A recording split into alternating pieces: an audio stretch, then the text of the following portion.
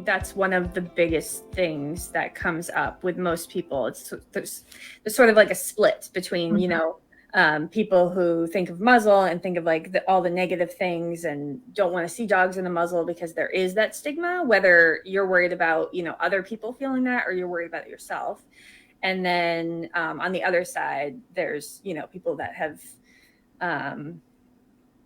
I wouldn't say necessarily gotten past the stigma because I still think it's there and that story is still there kind of in the back of our minds, but have maybe found some other ways to cope with that or see the positives, sort of overcoming the possible negatives, but I still think it's there. So this is something that we focus on in the first week of our course is rehearsing a script.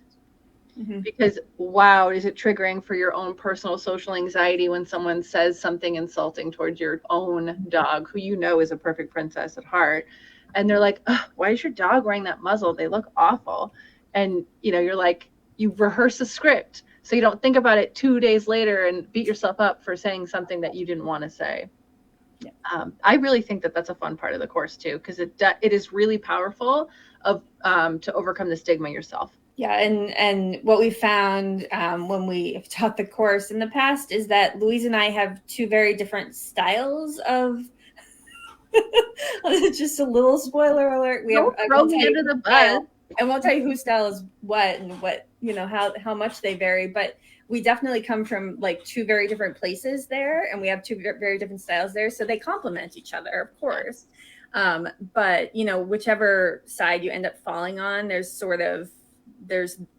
we can help you out with that part of it and rehearsing that script and different ways to approach it.